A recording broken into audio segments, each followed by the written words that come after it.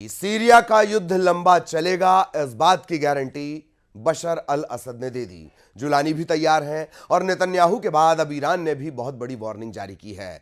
Iran के commander Hussain सलामी ने कहा है कि इजराइल को सीरिया की जमीन में दफन कर दिया जाएगा।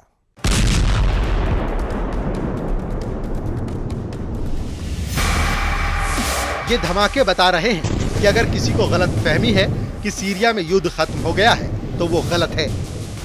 अभी तो बस शुरुआत है।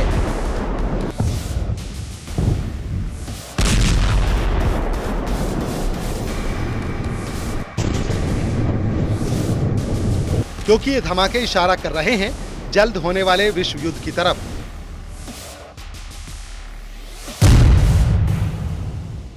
सीरिया में शुरू हुआ गृह युद्ध अब विश्व युद्ध की ओर बढ़ चुका है।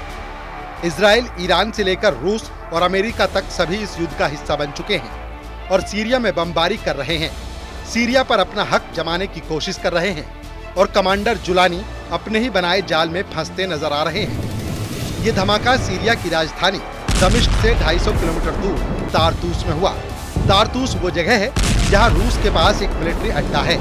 ब्लास्ट ऐसा कि रिक्टर स्केल पर सुई 3.0 पर घूमने लगी। सीरिया में भूकंप आ गया। ये जुलानी का बम नहीं, ये इजराइल का बम था। इस बम ने सीरिया के एक मिलिट्री अड्डे को तबाह कर दिया। इस हमले को सीरिया में पिछले एक दशक का सबसे बड़ा धमाका बताया जा रहा है और इस धमाके को देखकर ईरान के जनरल की एक बड़ी वार्निंग आई है। ईरान के सर्वोच्च नेता अली खामेनेई के जनरल हुसैन सलामी ने कहा कि इजराइल को सीरिया में दफन कर देंगे। सलामी ने कहा, जैसे ही सीरिया में असद सरकार गिरी, भयानक घटनाएं होने लगी।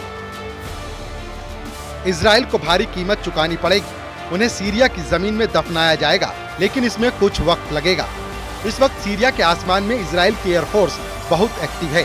इजराइल के F-15 फाइटर जेट लगातार उड़ान भर रहे हैं और इनको ऐसे ऐसे बमों से लैस किया गया है जिनसे ऐसे धमाके हो रहे हैं।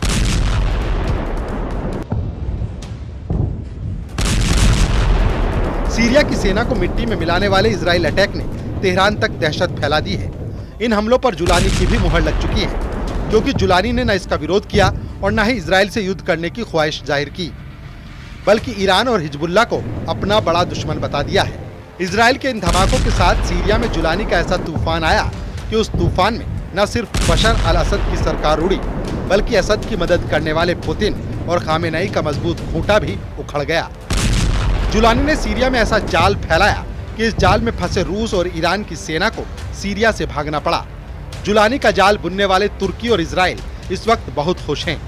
जुलानी का जाल इतना मजबूत बताया जा रहा है जिसकी जद में अब कई और अरब देश भी आ सकते हैं। डर है कि इसमें जॉर्डन के राजा किंग अब्दुल्ला भी फंस जाएं और जुलानी का अगला टारगेट जॉर्डन बन सकता है। खौफ सऊदी अरब में भी बढ़ चुका है। यही वजह है कि सीरिया में तख्ता पलट से पहले सऊदी अरब के क्राउन प्रिंस ने बशर अल असद की तरफदारी में कई बातें भी कही थी। सवाल ईरान पर भी है कि आखिर जिस ऑपरेशन ट्रू प्रॉमिस को दोहराने की वो बार बार वार्निंग दे रहा था, उसका क्या हुआ।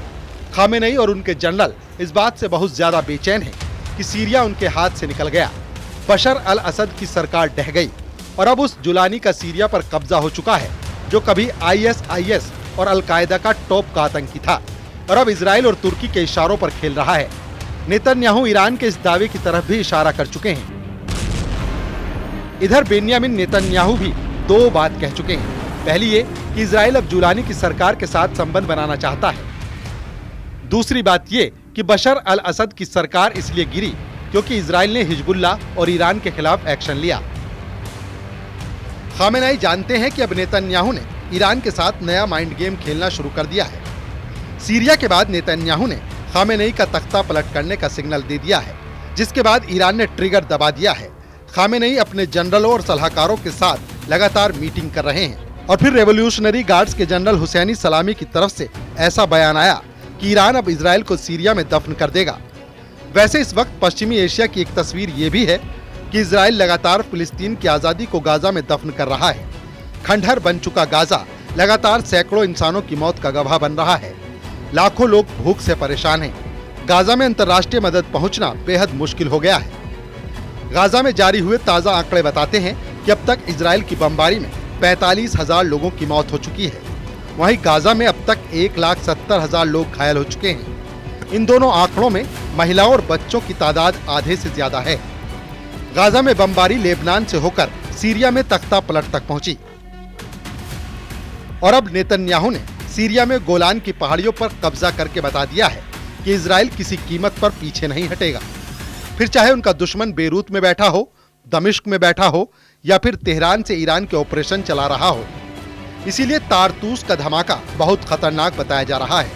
इस धमाके ने सीरिया में भूकंप ला दिया, लेकिन इसके बड़े बड़े झटके अब तेहरान से लेकर अम्मान और बगदाद से लेकर रियाद तक महसूस किए जा रहे हैं।